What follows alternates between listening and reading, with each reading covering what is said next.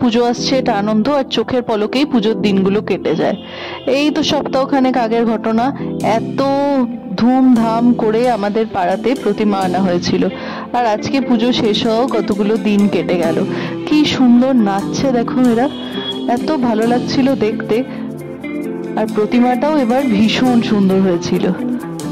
আমার পুজোর ভিডিওগুলো পোস্ট করতে একটু দেরি হচ্ছে, কারণ মাঝখানে আমি কিছুদিন ভীষণ ব্যস্ত ছিলাম। বেশ কিছু ভিডিও নিয়ে রেখেছিলাম, ভেবেই রেখেছিলাম পরে সব সময় হলে পোস্ট করব, তাই একসাথেই একটা ভিডিওতে আমি সব জুড়ে দিচ্ছি।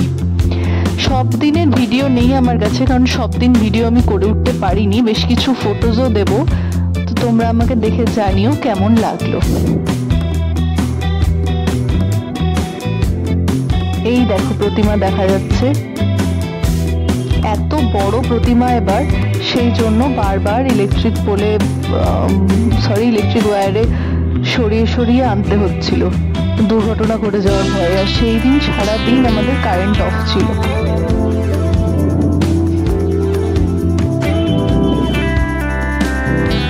দুর্গাপুজো কিন্তু বাঙালির কাছে শুধু একটা উৎসব না, একটা ইমোশন।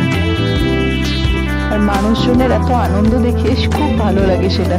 যদিও পুজো নিয়ে এখন ব্যক্তিগত উৎসব একদমই কমে গেছে, কিন্তু লোকজনকে এত আনন্দ করতে দেখে এবং পুরনো বন্ধু বান্ধব, তারপরে আত্মীয় স্বজন সবার সঙ্গে একটা রিউনিয়নের সুযোগ পুজোটা, এই ভেবে বেশ ভালো লাগে।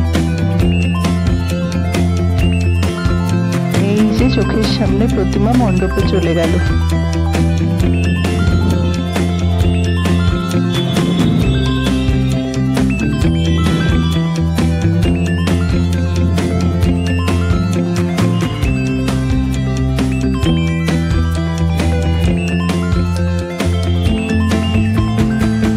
তারপরে তো দেখি বাড়ির সামনে বাঁশগুলো ফেলা শুরু হয়ে গেছে গেটের জন্য।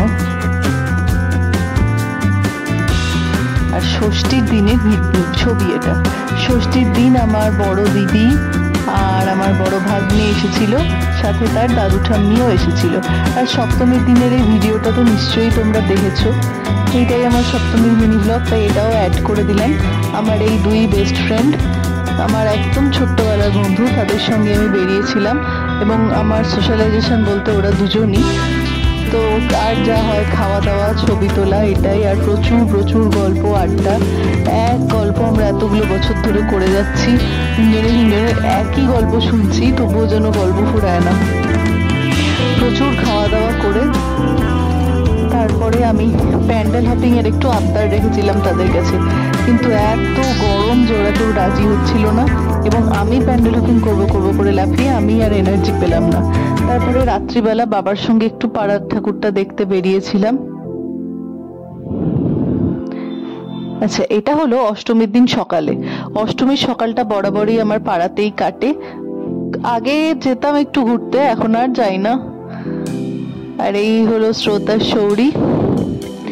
অষ্টমীর দিন বিকেলে মায়ের শাড়ি পরেছিলাম, সেদিনও কিছু ভিডিও নেওয়া হয়নি, তবে সেদিনকার প্রচুর ভালো ভালো ছবি আছে, সবই জুড়ে দিলাম। বেরিয়ে সেদিনও উল্টোপাল্টা খাওয়া হয়েছিল।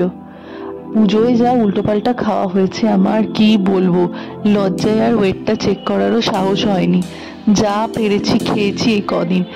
দশমীর দিন আমাকে হঠাৎ কলকাতা যেতে হয়েছিল বলে আমি নবমীর দিন আর বাড়ি থেকে বেরোইনি সারাদিন। আমার বাবা আর মা সেদিন গেছিল পিসির বাড়ি। দশমীর দিনে বিকেলবেলা আমাকে ওরা ভিডিও কল করেছিল, আর দুটিকে দেখো। আচ্ছা, এটা ওই সপ্তাহে রবিবার দিন, সেদিন খুব কাছের সবাই মিলে আমরা খেতে গিয়েছিলাম। সেই দিন ফেরার পথে দেখতে পেলাম মা দুর্গাকে নিয়ে যাচ্ছে ভাসানের জন্য। আমাদের পাড়ার ভাসানের দিন তো আমি থাকতে পারিনি, সেই সময় আমি কলকাতায় ছিলাম, তবে এটাও রাস্তায় আসার পথে একটা প্যান্ডেলে দেখতে পেলাম। আর কি, এইভাবেই আমার পূজা কাটলো। এইভাবেই আত্মীয় স্বজন বন্ধু বান্ধবদের নিয়ে আমার পুজো কাটলো। তোমাদের পুজো কেমন কাটলো আমাকে জানিও কমেন্টে। আর সবাই খুব ভালো থেকো, আর সবাইকে জানাই শুভ বিজয়ার অনেক অনেক শুভেচ্ছা। টাটা, ভালো থেকো সবাই।